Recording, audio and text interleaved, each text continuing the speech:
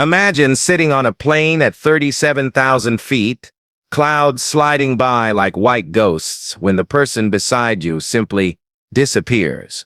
No sound, no flash, just gone. That's what happened to Maya Patel on Flight 228 from San Francisco to New York. She was in seat 14A, aisle side, trying to distract herself from her fear of flying with a documentary about volcanoes. When she noticed the man beside her, seat 14B, acting strangely quiet. He had boarded late, carrying no luggage, no phone, not even a book. Just a small silver coin he kept turning over in his fingers. She thought he might be nervous too. She had no idea that by the time they passed over Kansas, she'd be the only one in that row. It started like any other flight. The crew smiled, the engines hummed, people scrolled through their screens. Maya remembered thinking how normal everything felt. Almost comfortingly boring. The man beside her barely moved. He didn't eat, didn't drink, didn't even use the restroom. Just that coin flip, turn, flip again. She caught herself glancing at it, hypnotized by its rhythm. It looked old, maybe antique, with markings she couldn't recognize. When she asked if he was okay, he looked up briefly, his eyes pale gray, and said softly, "You'll remember this night for a long time." That sentence stuck in her head. It wasn't threatening exactly, more like a warning. A few hours later, when the lights dimmed for the overnight stretch, she leaned against her headrest and dozed off. When she woke up, the seat beside her was empty. No man, no coin, just the seat belt still fastened, stretched neatly across the cushion as if someone invisible was still sitting there. She blinked, rubbed her eyes. Maybe he went to the restroom, but 10 minutes passed, then 20, still no sign. Maya buzzed for the flight attendant, a young woman named Clara, who smiled too easily. "Excuse me," Maya said. "The man sitting next to me is gone. He hasn't come back for a while." Clara frowned slightly. "What man, ma'am?" "The one in 14B, Maya said, pointing. "He was here since takeoff. Tall, gray eyes, about 40. Clara checked her tablet, scrolling. Then she said almost hesitantly, "Ma'am, there's no passenger in 14B on the manifest. That seat was empty when we left San Francisco." Maya froze. "No, that's impossible. I spoke to him. He was right here." Clara gave a polite smile that didn't reach her eyes. "Maybe you saw someone from another row sitting there before boarding completed?" "I'm telling you," Maya said, her voice rising. "He was here. He spoke to me. He had a silver coin." The flight attendant interrupted gently. "Ma'am, please calm down. Maybe you're just tired. It's been a long flight." But Maya wasn't imagining things. She remembered the man's voice, the glint of that coin. She remembered hearing him breathe beside her. And then something even stranger when she looked down at the seatbelt again. She saw a faint smear of gray powder on the fabric, like ashes. She touched it with her fingertips. It felt cold. She stood up, looking around. Everyone else seemed unaware, sleeping or watching movies. She spotted a man in a suit reading across the aisle and asked, "Did you see the guy who was sitting here? He was right beside me earlier." The man shook his head. "I don't think anyone's been sitting there since we took off." That's when a feeling of dread started to bloom in her chest. Maya went to the back of the plane where two flight attendants were chatting softly near the galley.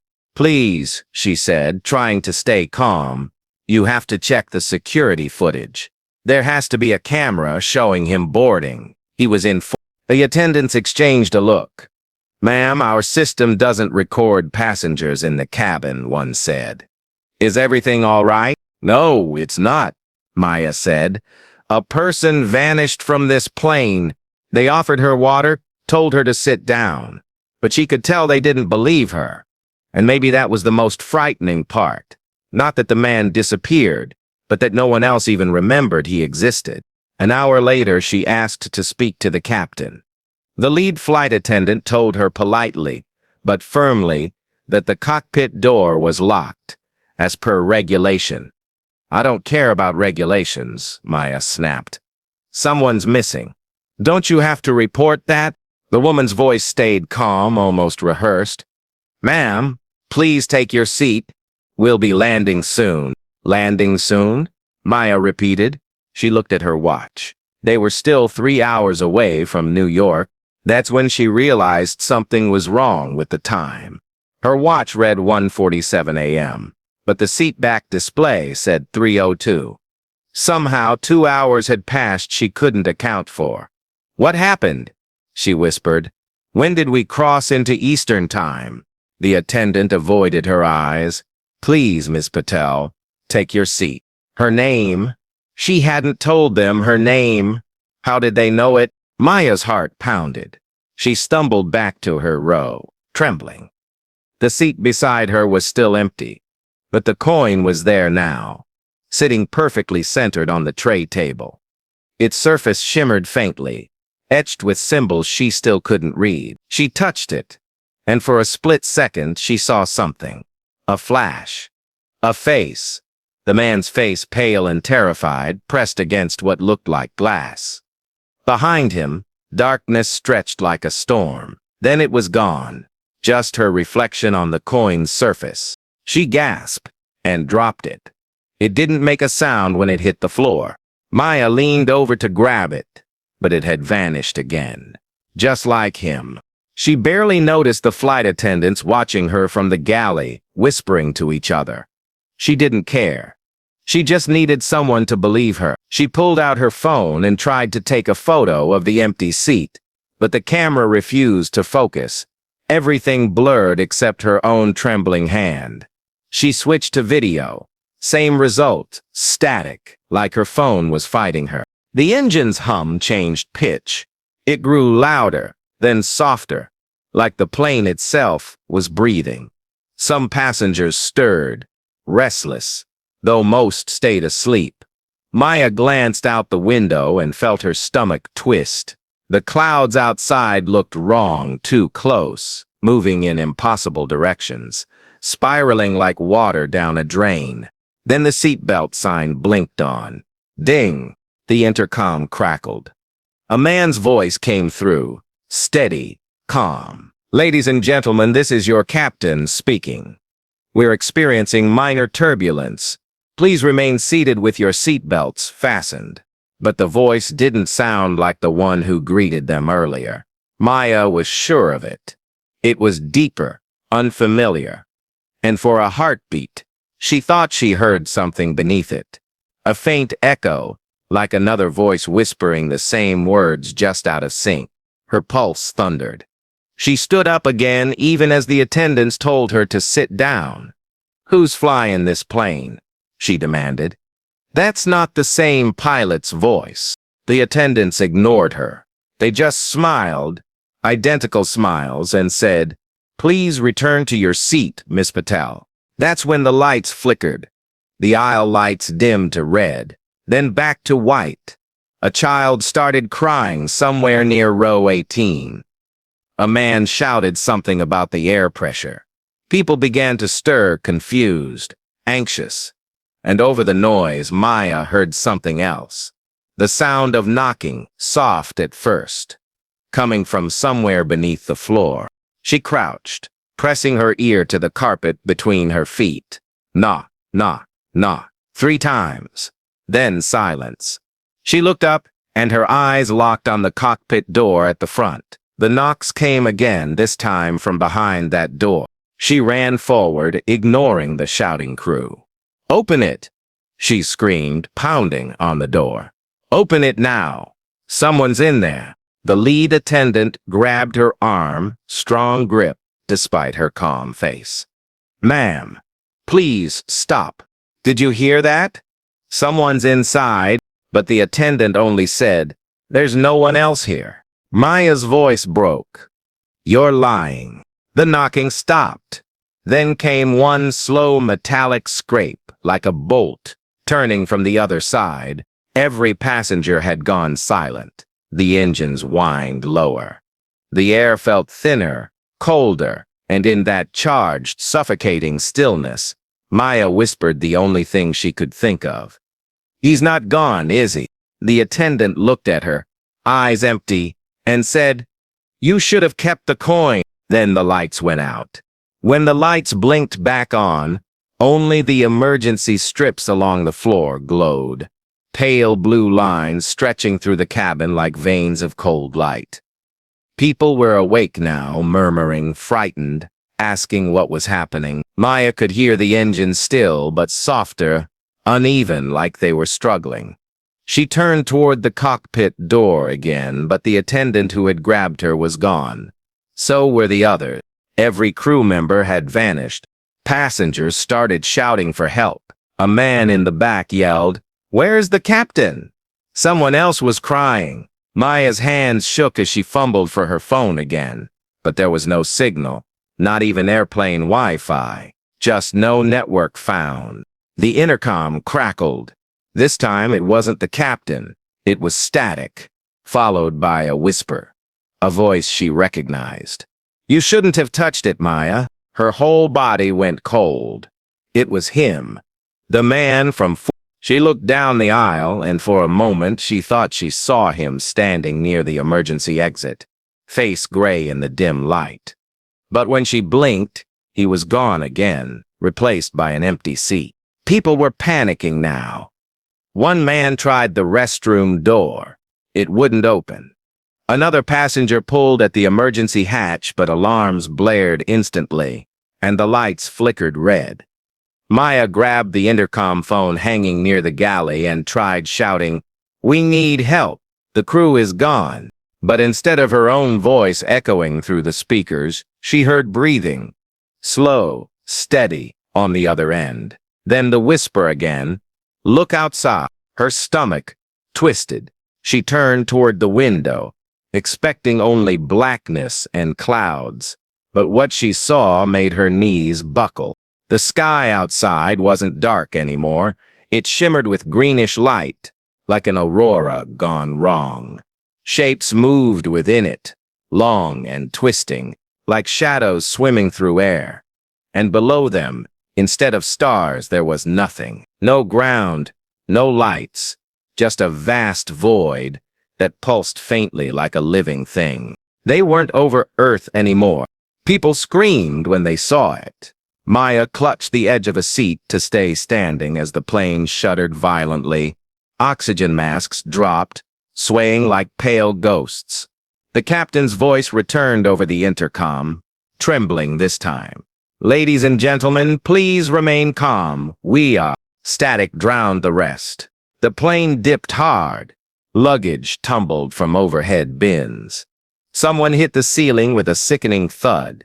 Maya grabbed a seatbelt to steady herself. Through the chaos, she caught a flicker of movement. Someone stepping out of the cockpit. It was him, the man from... But something about him was wrong. His clothes were torn, face pale as paper, eyes glowing faintly silver. He walked down the aisle slowly, ignoring the terrified passengers who shrank away. The coin gleamed in his hand again, reflecting the eerie light outside. He stopped beside Maya. "You shouldn't have touched it," he said quietly. Her throat was dry. "Who are you? What is happening?" He tilted his head. "I was supposed to make it disappear quietly, but you saw me. You changed it." "Changed what?" she whispered. "The exchange," he said. "The balance between where you are and where you shouldn't be." He dropped the coin on her tray table again. This time it didn't spin. It hovered. It hung there mid-air, slowly turning, symbols glowing faintly, like burning ice. The hum of the engines deepened until it felt like it came from inside her skull. "Put it back," he said. "Before it decides you don't belong either." "What are you talking about?" But he didn't answer.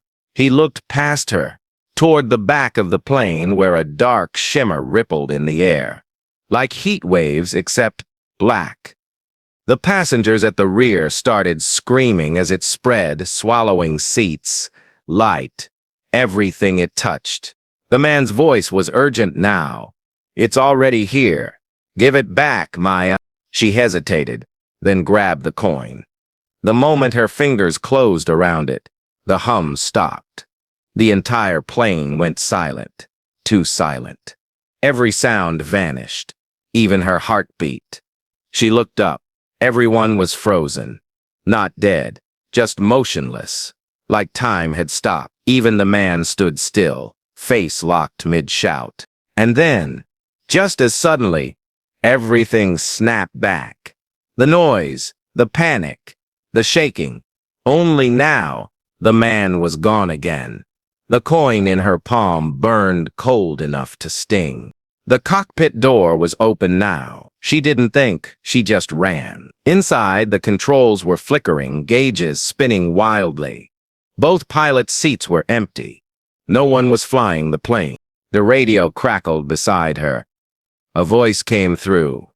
Female, calm, unfamiliar. Flight 228, identify. You've been off radar for 6 minutes. Do you copy? Maya grabbed the mic. This is passenger Maya Patel. The pilots are gone.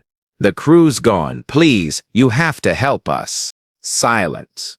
Then the voice returned, softer. Ma'am, did you say flight? Yes. More silence. Then the voice said something that made Maya's skin crawl. Flight 228 disappeared from radar 12 years ago. It never landed. The world seemed to tilt. That's impossible. I'm on it right now. No, ma'am. The wreckage was never found. Her hand shook so hard the mic fell. The plane's nose dipped again.